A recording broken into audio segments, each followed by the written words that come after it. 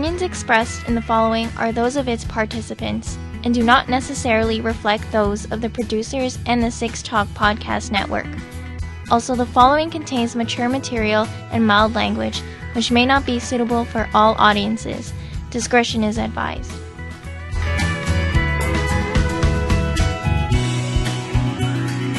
If there's something I've always wanted to do since bringing back the Roundtable over the last few years, it's to hear from former regulars from our version 1 era. Of course, it would have been nice to have them return for regular Roundtables, but failing that, it would be nice to have them come on for a one-on-one in a sort of fireside chat, as James often likes to put it, when it's just me and him shooting the breeze.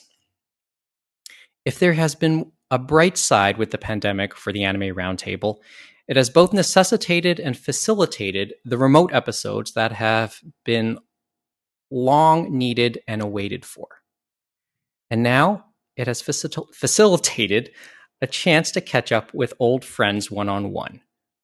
This is a new segment I'd like to call the Space Heater Chats. Because we can't afford a fireplace.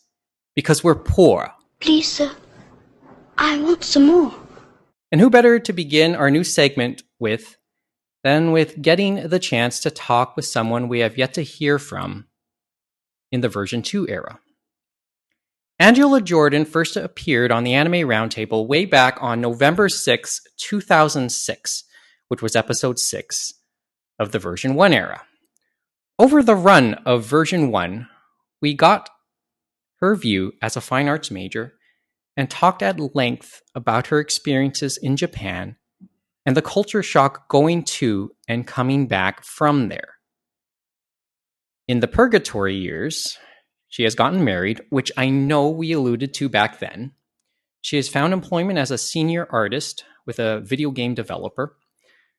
And she has, in her spare time, developed a comic book which is currently on Kickstarter and has already surpassed its goal.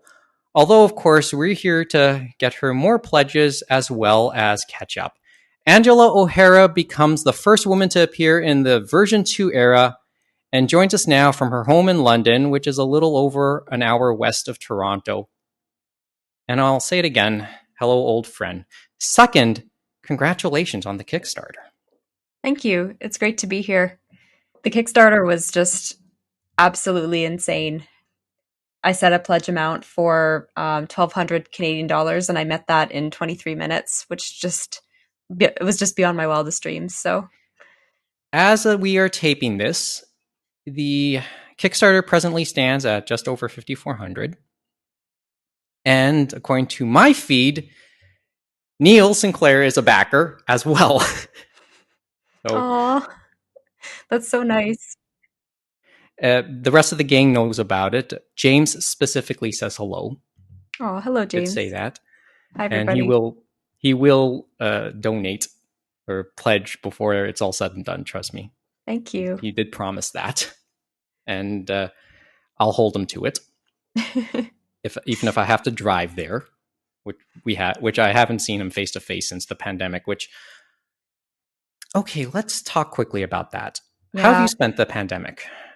Well, I was actually quite fortunate working for a game development company, and my husband works in IT. So both of our jobs were jobs that we could just very easily pick up our work computers, take them home, and then just get set up in a home office. So I just feel incredibly fortunate that we were just able to continue working with no interruption or anything like that. And actually, it was kind of my dream to work from home anyways.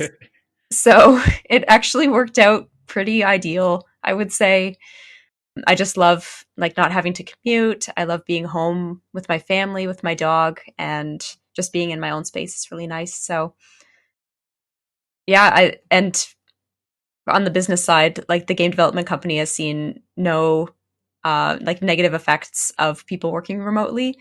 It's a shocker, but people can work remotely just as well as in the office. And I know that there's a lot of kind of stigma in the past about not being able to see the people you're working with and worrying that people won't put in the time if they're not being supervised, but that's not the case at all. So it's just been working really smoothly. I guess there's a degree of accountability among the group. Yeah, and trust goes a long way. That's a So. bigger one. That's even a better word, I think. I will say personally for myself, it's strange. In my entire circle of friends and immediate family, I think I'm the only person temporarily out of work. Oh. So my sisters are able to work from home remotely. I have my best friend. He works in construction and is constantly moving around different sites. Some cousins work retail. The others on the roundtable, they've worked remotely from home too. So I feel kind of left out. Yeah, no kidding. That's a tough I one. It's tough in some ways. It's been a blessing in others. I've had the chance to catch up on certain things. I've watched a little more than I thought I would have. Watched a little more anime, watched a little bit more Netflix stuff, Japanese dramas and reality shows. I've actually finished a video game. I've mentioned to many of the listeners I've been playing Yakuza 0. Oh, I've heard that's very, very good. It's interesting, to say the least. You wonder how it differs from the actual known Japanese culture around that. There's I'm not going probably to say. some artistic license, but I'm sure, and I think the creator knows that. But the creator has also made some interesting statements in the recent past when it relates to Ghosts of Tsushima as well. So he came out a couple weeks ago making an interesting statement praising it. And Ghost of Tsushima was not a Japanese developed game. So I thought, and that we is acknowledged it. interesting. That's probably like high praise for the developers of that game. It is. And it's not as if the developers didn't have resources. I mean, it is a Sony first party game, I believe. So they would have been able to lean on Sony's resources to get their research done. Mm-hmm. But yeah, it was interesting that a Japanese developer had high praise for a non-Japanese developed game, but it is clearly set in Japan as well. Mm-hmm. So I thought that was an interesting thing to say. I consider myself pretty lucky that I planned a trip to Japan for 2 weeks right at the end of 2018. It was because I hadn't been back since moving back. Just for context, after I graduated, I went and lived in Japan for a year and taught English with the JET program, and then I came home and basically started my adult life at that point. But it took me 10 years to get back to Japan for a vacation. It was something that was always on the list, but like obviously the recession happened, and then just like trying to get established as a working professional. So it did take a whole 10 years, but I did manage to get back and see all like the beautiful sights again, all the places that I wanted to revisit. So any particular place um that sticks out? yeah, the Kansai area, Kyoto, Osaka, Koyasan especially.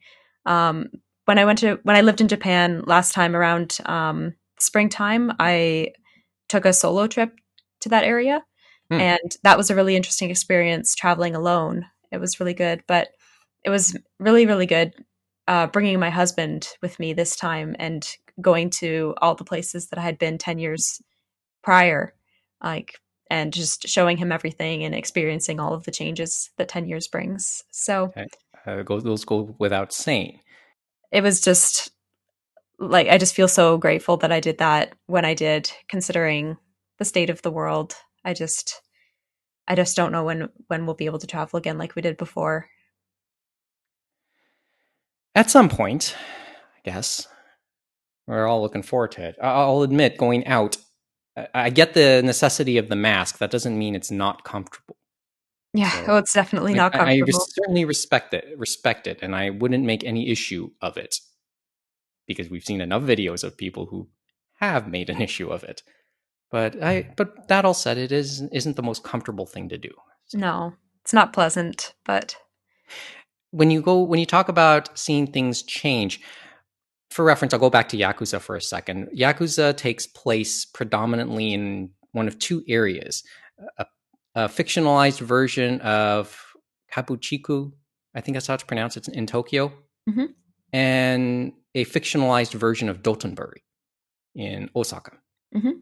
So, and watching, like, the first Yakuza 0 takes place in 1988. So you see what these areas might have looked like in the late 80s. And I see different versions of it now, obviously. Like when I watch NHK World programming that's set in the exact same areas, you see how much has changed in those 30 years. Yeah, and like Japan in the 80s, like what I would give to be able to go to Japan in the 80s with just how like the economy and everything, it would have just been incredible. But yeah, like some of the main differences that I noticed that were immediate were technological differences, just ease of getting around. Okay. The availability of like Google Street View, navigational tools, not having to rely on a paper map to navigate, does make a huge difference, especially in Tokyo. Well, And yeah, it comes across as still a very complicating place to navigate. yes, we got lost, like never fully lost, but we got turned around quite a few times, even with having these new tools available to us. So like, I don't know how we operated 10 years ago. And then the other main change that I noticed was the amount and level of English in service industry pretty much anywhere we went in Japan. Like, albeit we were going to very touristy areas, we were definitely on the beaten path as far as the places that we were going. But even so, just the availability and the quality of the English being spoken was like miles above what I experienced 10 years ago when I lived there. There's a certain awareness there, I think. 10 years ago also was when NHK World made its debut, and they gear its programming towards international watchers, English speakers, foreign speakers, really, because they've evolved their programming in the last year to be able to place subtitles at the very least of other languages. So they're taking on a bigger world view, world awareness at the very least. And mind you, the lead up to the Olympics has probably played a little bit into that as well, which is coming soon. Which is coming soon, I suppose. Yeah, the poor Olympics. Ugh. That would have been interesting. Yeah. But we are where we are. Yep, we just have to work with what we're given, the world that we're in. So yesterday, before the taping of episode 23, I actually went back to listen to your interview with Ken Gagne on Polygamers. Yeah. And I found much of it technical. It was a good discussion. Just don't get me wrong. There isn't much else I could really add to that or truly follow up on, except maybe one line towards the very end. And he asked you about wanting to do comics again. And you said, you don't know, you'd like to, but you don't know how. And now we have this Kickstarter. Yeah, I guess I figured out how, huh? You did. Well, tell me a little bit about the story behind making this. I know a bit of it through the video, but I want to hear it again in these words. Yeah, so last year I was thinking about how I could challenge myself to do a large-scale creative project for the Inktober challenge. So Inktober is a drawing challenge where you draw ink drawings digitally or traditionally during the month of October. You can do as many as you want, but my challenge to myself was to do one drawing a day. So a series of 31 drawings. And I wanted those drawings to be around some kind of a theme, potentially a narrative theme. And so I started working on this story told in kind of 31 storybook style images of two princesses stealing a tiara and transporting it into a magical land and the consequences of that and their relationship. And as I was fleshing out the story, I realized that what was missing in the story was the dialogue. You couldn't hear their voices just from the drawings alone. And so at that point, like I kind of fell into making a comic in spite of myself because I needed these characters to breathe and live and like say their own words. So at that point, I pivoted it and ended up writing the whole script for it. And then I storyboarded like a couple months prior to the Inktober challenge in October. Did all of the penciling, and then I did only the inking in actually Inktober because I couldn't just do the whole thing in 1 month. That's insane because I'm also working full time. So Yes. yeah, and then at the end of October, I had this 31-page story that I was really proud of. And the original plan was just to kind of have it printed in black and white, like stapled spine, and just like sell them for $10 or whatever. But I did a couple of like style tests on a few of the pages, trying a couple different like coloring styles. And I was like, oh no, I talked myself into doing a fully hand painted comic. So it's an idea that exploded in scope considerably from the original idea I had planned for myself, but it's also something that grew very naturally out of what I wanted to do, which was to create something that came out of my heart and that was my own story and my own characters, and something that I could point to and say, like, I made this. Like, working in games as an artist is an incredible career and incredible opportunity, but ultimately, at the end of the day, everything that you make is owned by the company that you work for. And it's not a bad thing. It's just how it is. So making something for myself was just amazing, and I have no regrets, even though it was an insane amount of work. Well, I'm awestruck because, and I think you were able to leverage some of your following already on Twitter for this. Yeah, I was a bit I know you have a strategic. couple, like about 5,000 followers or something on your Yeah, Twitter. yep. I was a bit strategic. A lot of my followers follow me for my World of Warcraft fan art and fantasy art that falls into kind of that fantasy, like magic category. So I created a story that was about a human and an elf, both women, falling in love and going on this journey together. So I definitely kept a lot of the Warcraft influences and the A lot of the fantasy influences. Yeah, stylistically, and it's also very much a little bit anime. I think you can tell just based on the character designs that there's a lot of like anime manga, influence, manga anime influence. manga Yeah. influence. So there's an appeal there as well. Yeah. Like when I look at it, I feel like the style is very much Western person who grew up on manga. Like that, like it just has a certain look that I can identify that like, oh, this is a person who grew up probably in a Western culture who loves anime or manga. There's just something about the style that communicates that. Back to that self-awareness. Look, I've always believed that there's plenty of overlap between consumers and fans of video games and anime manga. Absolutely. So to be strategic in that sense, trust me, you're not the only person thinking that. Sony's thinking that.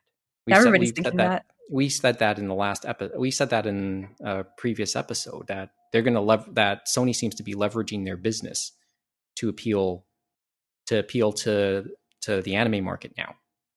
But that's in another episode. I can tell you about that a little later on. Yeah. So, any other titles that you would have wanted to point at in terms of stylistic influence? Yeah. Mainly World of Warcraft, yes. World of Warcraft for sure. There's also quite a bit of Utena, Revolutionary Girl Utena, in the core influences and the character designs. I'm not sure if I you can always tell. knew you were a fan of that. Yes. Oh, it's one of my longtime loves. So the main character Georgina was designed around Utena as kind of the icon that I took as the original inspiration, in that she's got like that hair with the bangs framing her face, like just big princess hair, and like a menswear princely inspired outfit. I remember that. Yeah. So the reasons why my character dons a princely outfit is different from Utena, but and also like the dynamic between the two main characters, like the female friendship and love is different in my story, but I think that there's a a baseline that runs from Utena into my work. That's That if pretty you're a fan of obvious. Utena, you can see. Like that certainly comes to mind, Utena. Yeah. I forgot the other character's name. That's the thing. It's been so long. In Utena? Yes. Anthe. Yeah, that's right. It was Anthe. Yeah. Like memories start to flood back because remember, I met the creators of Utena. They came to FanExpo around that time in the late 90s. You did? So, That's insane. Oh, I didn't tell you that story? Maybe. Have I told you that? It's been 10 years. Well, it's been 10 years since we really had the chance to talk. Yeah. But yeah, in the second time there was anime programming at what's now known as FanExpo, I believe it was 1998. They managed to get Kunihiko Ikuhara and Chiho Saito to come, the creators of Utena. And I was there just as a fan, but one of the liaisons who was a friend and involved in the local anime clubs in Toronto, just before a Q&A, pulled me aside saying, I need your help. Can you help me moderate this? Oh, wow. What an opportunity. And basically I marshaled all the questions and added the interjections while he did the translation. That's amazing. And I made, like, obviously I got in their good books pretty quickly. I was just there because of, my own helping out, just in really very much in the shadows. But that was the very first. Well, it's quite a story, and they were both very charming characters. Both Ikuhara and Saito were very, very charming to deal with. I can tell you that right off the bat. The problem is, I'm trying to remember if I have a picture from it. I was looking through my stuff to see if any picture I would have had from that experience. But if I find it, I'll let you know. But that would be probably before digital photos. Yes, because digital camera didn't come in until a couple years after that. But it was a real kick to have met them. Yeah. It was something that you'll always remember. Yeah, something like that. Although, wait a second. I'm trying to remember it because also for some strange reason I distinctly remember getting a DVD signed too. I think Utena came out in 97. Mm-hmm. Because I remember them signing something based on it as well. So I think, but if I got a detail wrong, it might have been the exact year. But that's what I remember of it. Regardless, when the show was new and just came out.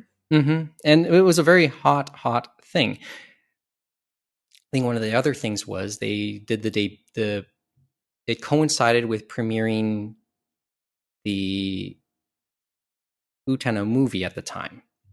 It had its official North American or Canadian premiere at the very least. I was there. I was there for that. You were there for that? Yeah. Yeah, I was in the audience. That was my first experience of Utena. It changed my life watching that movie. Watching that movie, and then you saw the TV series.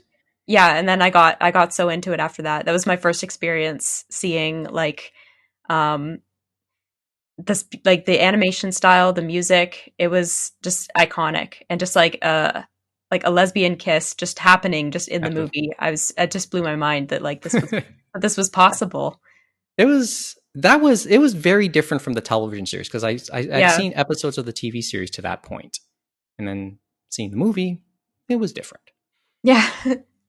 But I always had no issue with these type of adaptations because it was bold. You know me. I always take fascination with adaptations because they're an interpretation of the original material. And granted, it might be somebody else's interpretation, but then you get to see what mattered to them and what they decide to keep in.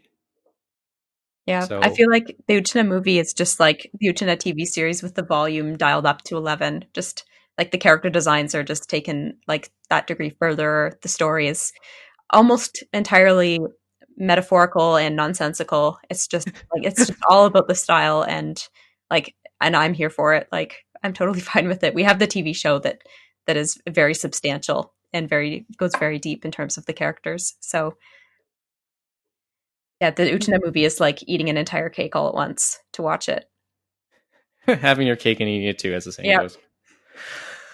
Well, but Utena, I remember you mentioning Rose of Versailles as a big influence. Oh yeah, like after I finished Utena, I needed more, and I And got really there into was, Rose of Versailles. So yeah, I there think was some very obvious parallels in terms of this, in terms of the style. yeah, yeah, Right? for sure. Like the blonde flowing hair, the big blue eyes, and like story of a girl like growing up in a culture that is very restrictive and like breaking out of that and finding a way out. So Well, I'll give another title that's a bit of a connection, and maybe we can talk about that for a couple seconds.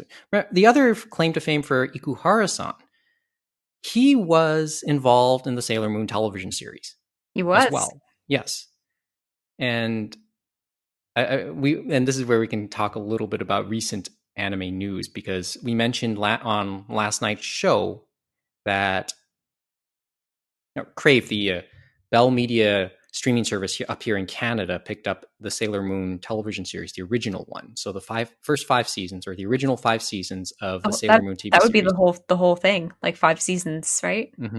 It will stream on Crave beginning in September. I forgot the exact date. It was in the press release. That all said, you can probably scrape around. I know 2BTV, that service has a good chunk of the anime as well. But I thought you find that kind of a weird thing. We still talk about certain services when it comes to their level of interest in things like anime. We talked about Crave missing out on the chance to add Studio Ghibli movies to their library because they had a deal with HBO Max to show their programming, and HBO Max in the States had the rights. So Yeah. seemingly they could have gotten that, but it didn't go that way. And Netflix Canada ended up with Studio Ghibli, which I think more fans are happy about. Yeah, I was very surprised to see it on there. I didn't think we were going to get them at all. Well, it's strange because, okay, I'm going to relay this little story from my own observations.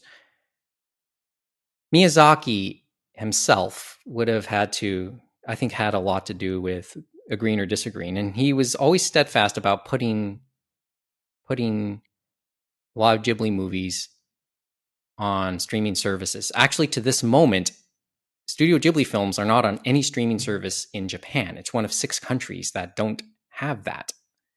I think the rest of the other 5, or one of 5 countries now. Mm-hmm. Canada was number 6. So the other 4 countries are countries like China, North Korea, Crimea, and Syria. I think that's the rest of the list. And then Japan's on that list. So so he didn't really know the concept. It's not necessarily he was against it. I think at times he didn't really know about the concept of streaming, but he was never really for it. So people were surprised when any sort of deal started coming out. I think the HBO deal was mentioned first, and then not too long after, Netflix, the original batch of Netflix deals, were mentioned. Mm-hmm. And people were just plain surprised. But you start to get, it's a reminder of how protective Japanese tend to be of these properties. Plus, and I'm going to put up an advertisement for it again, NHK World has this 4-part documentary about a filmmaker who hung around Miyazaki for 10 years, from 2006 to 2016, and documented him initially in 2006 as he went about making Ponyo. And through that, you find out Miyazaki's a pretty grumpy character to deal with. Yeah, I don't know if I would want to work for him. Well, it isn't just that, but I've only watched part 1, but it was very eye-opening because it documents him beginning to work on Ponyo, but it also documents around the time Tales of Earthsea came out, which is the directorial debut of his son, Goro. Mm-hmm. And through the documentary, we find out he and Goro don't have the most warm relationship. Matter of fact, you don't see them interact throughout in the documentary at all. He acknowledged that he was an absent father. So you don't really see anything warm and fuzzy between the two. Matter of fact, you don't really see anything too warm and fuzzy with Miyazaki and anybody. Yeah. Except at the very end of that first part when he acknowledges the little girl. That's about it. I feel like what was interesting about that, because I believe I watched the same documentary or something similar, it's just like the relentless pursuit of perfection comes at a cost. And it comes at a cost no matter who you are. I believe that might have been the exact phrase, certainly the concept that came out in that first part. I have to watch the other three. Yeah. Like now, as far as the games industry is an industry where you can work yourself absolutely into the ground. Yes. Different companies are run in different ways as far as managing people's time respectfully to a greater or lesser extent. I'm lucky to work for a company that has been very respectful of my time, and it's something that I've passed on to the people who work under me as well, that like the expectation is only that you work during the business hours and that you need to rest and do your own thing with your own time. Culturally, like as a business culture, I think that's really important to me, and that's something that I try to model as well. I don't think that it's worth destroying your health, losing the precious moments that you have with the people in your life while you have them in order to further your craft. I think that there needs to be a balance in all things. Yeah, I can see that. Actually, now that you made me think about it, I come back to your Polygamers interview 2 years ago, and you talked a bit about managing various aspects of your of working there. And for reference, I took a big interest about when you mentioned that you wore a brace of some sort when you slept. Yeah. Right? Still do. In my job before, I was using my shoulders a lot. And for reference, okay, I've never mentioned it before on air, but I work in a casino, and I was a dealer up until recently. So when I was dealing, constant repetitive motion, and it started to take a toll on my right shoulder. Actually, after a year, all that motion, it started to take a big toll, and I actually dreaded getting the blackjack assignments on a daily basis because I know it would mess up my right shoulder. And I learned pretty quickly that that's a common hazard in the casino industry for dealers. It's funny. I when I talked to my doctor about it, she said that, like, I don't think she's ever had an artist patient before, but she said that it's a common injury in hairdressers as well. And it all comes down to having to hold your hands in that specific position for 8 hours, 10 hours a day. And it's a very, specific position in the same spot, making the same motions over and over again, which I did. So, and just for reference to the listeners, I don't do that anymore because I became a supervisor among dealers. And congratulations to you. And I can feel, and having done that, and now being off for 6 months, I can feel some relief. I can feel the change, that my shoulder doesn't feel nearly as bad, if at all, anymore. That's great. For myself, I take regular breaks, just like stand up, move around, do drawing, like stretch exercises for my hands and my wrists, try to maintain as comfortable a posture as possible, and sleep with a night brace on. It really does help. The other thing that helped is I was also promoted to a lead position in January. So my job as it is currently is less drawing and more manager type tasks. So it's a bit of just having a bit of that balance in the mix has meant that I don't have the same level of injury popping up. there's a bit of relief in that. I can sense. Yeah. Like, as I said, I can relate through my own position. Yeah, on a number of levels, but it's something that like I'm always like looking out for if any bit of pain means that you need to stop. That's Because it's true. only going to get worse if you try to push through it. Oh yeah. Well, as I said, in casino cultures, just for reference, a dealer is probably tapped off roughly once an hour for a 20-minute period just to recover a little bit before they have to get back at it. Wow, it sounds intense. It can be. It can be. I mean, there's more ins and outs, but I'll leave that for when we really are talking around a fireplace. Okay. You know what? I'm looking through my notes here, and there's this note that says archiving for porting. I remember. I think this came up in the Polygamers interview about Related to end porting of stuff. life for end of Flash? life. Yes, Flash, Yeah. and then archiving the original data for porting, because porting is not easy. So you have to be able to keep as much as you could, I guess. Yeah. It caught my attention. That's in the line that caught my attention from the interview. It's interesting. Just like digital media is so reliant on the technology that it comes from. Like there's video files that I had on old computers, like anime music videos and stuff that they don't play nowadays because the codex technology or whatever, the video technology has changed so much. And like it's the same with games, where especially with this huge deadline coming up, like the end of Flash at the end of this year is a pretty big one, and it's going to affect the ability of a lot of people to play any old Flash games. So Yeah. I took the archiving line another, like, that's fascinating in and of itself. I mean, you were talking about the end of Flash, and it's inevitable. I mean, we're starting to see it now, even more so. Absolutely. But the writing was on the wall almost a decade ago. It's just that now it's about to happen. The archiving line I took some fascination in, if only because there was this 15-minute documentary about the creation of Pac-Man I saw. And I think it's still up, so remind me, I can send you the link, and maybe I'll put it up.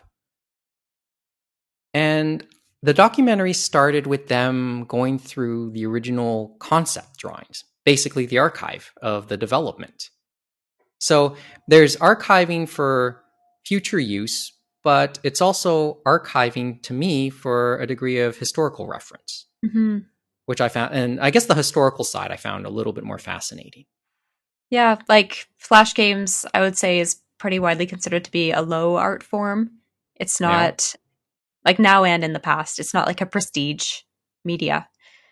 It is the low art forms, the popular art forms that often don't get preserved when we move forward into new eras. So it's really interesting to see the efforts that have been made to try to preserve something of the earlier internet going forward. But as I said, that was just that line there in the Polygamers interview caught my attention. But I maybe for a different reason, but nonetheless. So I thought I'd bring that up for a second. Let's see what else is worth mentioning here with you. You know what? I remember one of the later times you were on the show, we talked at length about Makoto Shinkai. And first of all, I know I briefly asked you about seeing Your Name, and you told me you loved it. That's okay. You can correct me if I'm wrong. Oh, it's so good.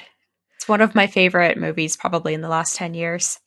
Like, through the early parts of version 2, we talked a lot about being a Shinkai fan, and because I was lazy in the planning.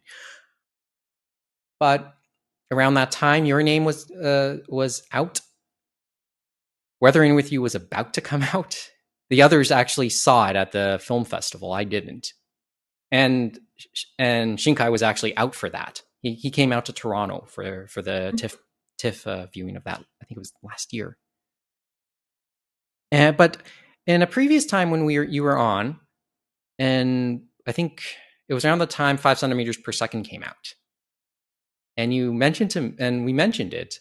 And you mentioned to me, while you liked it, you felt it was too repetitive or something to that effect. Gosh, And that was a long time ago. It was. I stand by my words, whatever they were, though. Oh, no, it's okay, because now I'm beginning to see what you said back then. I think it might have been like thematically repetitive. I feel like that sounds about right. That he tends to hit on the same concepts and stories over and over again. Yes, but and in some ways he sort of did here too, but yeah, it's the same, like trying and just barely missing the person who is meant for you, kind of your soulmate, like not being able to meet them is, well, being apart from them is kind of like a theme I think that runs through a lot of his works. I just think that there's something about the way that it was executed in Your Name that is so special and so specific to Japanese culture that I think it was the timing too. He was able to put a little bit more emotion in, because that was in the aftermath of the Great East Japan earthquake. Yeah, the aspect of it being a disaster movie as well is really, really, I think, sets it apart. That and getting into the heads of each of the two characters means that it's not about one character pining, usually like the male character pining for somebody who is like an ideal. That is a key point now that you brought it up, because that was sort of the case with all the other stories. Yeah, it's really obvious when it's done right, I guess. In Your Name, it just, like, you really, really feel what the characters are feeling, and like the character, like essentially it's a body swap tale. Oh yeah, and which that in and of is itself is not unique, but no, but the like the way that it forces each character to empathize with the other's situation and get to know them and their circumstance is, yeah, just really interesting. See, the thing was, those feelings I started to have, that I said you had back then, I started to have them strangely after watching Weathering with You. I haven't seen that one yet. You haven't seen it? First of all, don't let anything I say about it, don't let me discourage you. I actually did like the movie. It's just now it's beginning to get formulaic for me, and at times I can't totally put it into words. It just felt a little bit the same. Yeah. So maybe I can't say too much else until maybe you get the chance to see it. And I know it'll come out. It's set to come out later, like pretty soon on home media. There'll probably be streaming options through Funimation. Hopefully, I would like to see it. Something to that effect. So, and I'll get you a beat on that if that's the case. Okay, whenever that comes up. Anyway. Well, most of my list is gone, I guess. I'm just looking through all the notes I made before we came on. We talked about esports. I have a brief one. So the theatrical release of the new Made in Abyss film was supposed to be mid-March, and I have a friend who had tickets to go see it, and obviously that didn't happen. It's canceled. The release of the film internationally is on hold. I think it was released briefly in Japan. I'm not sure if it ever came back, but it's hinted that it was briefly in a couple theaters out west in Canada. Before James hinted this in the episode, and it was kind of lost on me. But you'll hear this in the latest episode, and I'll double check the information, or I can ask James to double check. Maybe it was before all of this, or are they continuing now with finally? Or continuing, I think. Okay. But I think there's also an online release set as well. Oh, please. I'm dying. I need to see this. I saw the one last year. I didn't really know much about the story, but it was interesting. I found it quite interesting. That's all I can really say about it. James is more the fan. I haven't seen the compilation films, but the TV series, as far as I know, last time I checked, it's all on Amazon Prime streaming. Oh yes. Okay. So it's not that long. It's maybe 12 to 15 episodes, so it's Mm-hmm. not that much to get through. And the art is just absolutely incredible. You liked it. Yeah, it was so good. I will have to give it some consideration because I do have access to Amazon Prime. I mean, I used it to watch Wotakoi, just for reference. Mm-hmm. And I know that there was a live action version of the movie that apparently was shown at the Fantasia Festival, which is, of course, online this year. It was shown last night, apparently. So, and I think that was supposed to have had a theatrical run, but then the pandemic hit as well in Japan. So, tell me what the pandemic hasn't messed up. I know. This year. All my conventions that I was going to appear at in the artist alleys, they're all canceled. I had 3 shows lined up this year. Yes, I was. You know what? Sad. And I thank you for mentioning that. I forgot to mention. Oh, no worries. Stuff in the for the stuff in the artist alleys. Which conventions were you set to do? I was doing Toronto Comic-Con in the spring. The FanExpo minor show. Yeah, and then FanExpo proper in the summer in Toronto, and then Forest City Comic-Con here in London in the summer. So this week, I think this weekend should have been FanExpo here. Memory serves me right. You are correct. Oh boy! Wow. Yeah. Well, everything's gotten canceled. Let's add that to the list. Yeah, I was going to debut my book this year, just to get it printed myself, pay for it, and then take it to the shows. But I decided to do the Kickstarter instead, to try to get a very strong initial presence and also fund the book's printing. And I'm going to update the page just for reference, since it's a good way to end it off. Yeah. Still 54. Yep. Doing good here. It's in typical Kickstarter fashion. It was exploded out of the gate, and now that we're 5 days in, it's slowed down quite a bit. You have funding. That's the key thing. Yeah, way more than I need, which is amazing. Well, how do you think this is a one-off, right? This is a one-off story.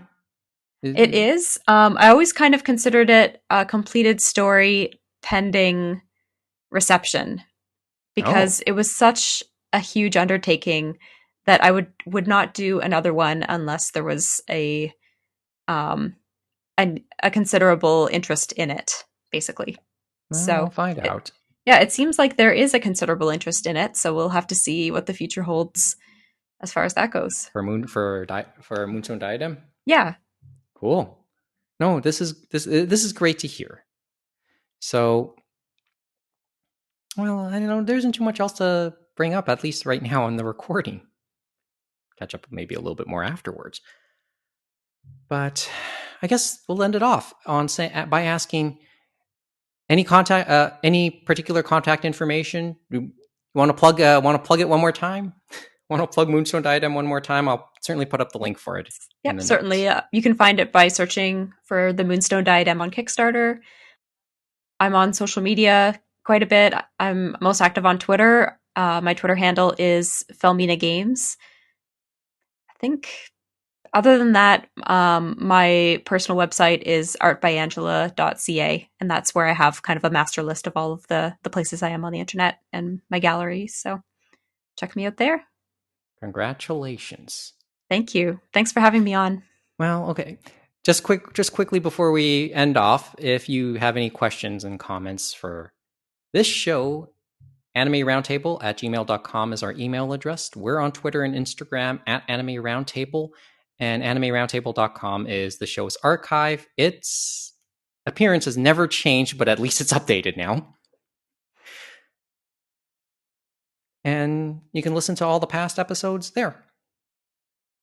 Angela, it's great to hear from you again. It was a pleasure. Angela O'Hara, folks. And that's all we got. Thanks for listening. Join us again.